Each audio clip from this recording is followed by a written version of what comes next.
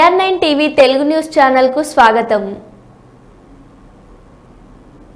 జగ్గంపేట మండలం ఇర్రిపాక భూదేవి శ్రీదేవి సమేత ప్రసన్న వెంకటేశ్వర స్వామి ఆలయంలో జగ్గంపేట శాసన సభ్యులు జ్యోతుల నెహ్రూ జగ్గంపేట కోఆపరేటివ్ సొసైటీ మాజీ అధ్యక్షురాలు జ్యోతుల మణి దంపతుల ఆధ్వర్యంలో వెంకటేశ్వర స్వామి వారికి ప్రత్యేక పూజలు నిర్వహించి ఆలయ ప్రక్షాళన కార్యక్రమం చేశారు.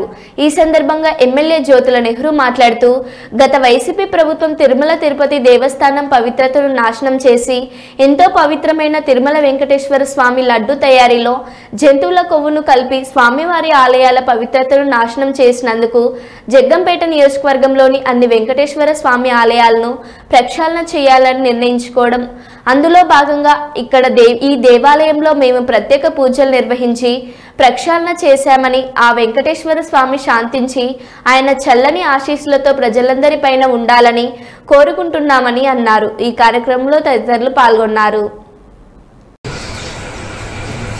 ఈరోజు వెంకటేశ్వర స్వామి ఆలయాలు మన నియోజకవర్గంలో ఎన్నున్నాయో అన్ని ఆలయాల్లోని కూడా ఈ ప్రక్షాళన కార్యక్రమాన్ని మేము నిర్వహించడం జరిగింది. అందులో భాగంగానే వేళ మనం ఇరుపాకలో ఉన్నటువంటి శ్రీ ప్రసన్న వెంకటేశ్వర స్వామి ఆలయంలో ప్రక్షాళన కార్యక్రమాన్ని తీసుకున్నాం. పూజలు చేస్తే మన్నించమని చెప్పేసి ఇచ్చేయడమే కాకుండా 108 కొబ్బరికాయలు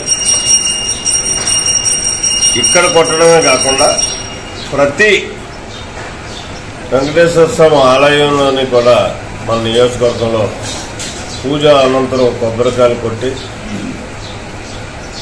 ఆ కొబ్బరి నీళ్లతోటి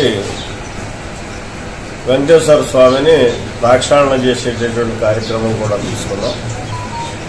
ఇక్కడతోటి దోషం అంతరించి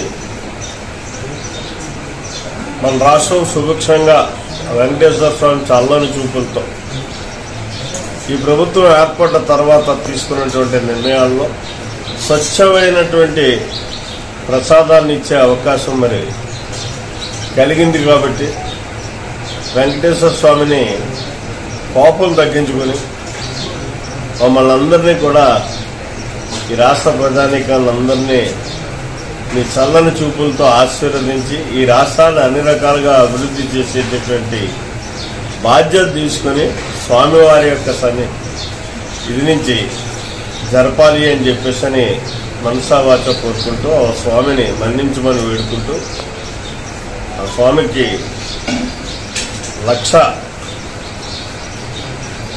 మరి స్తోత్రాలు చెల్లించుకుంటూ సెలవు తీసుకుంటాం.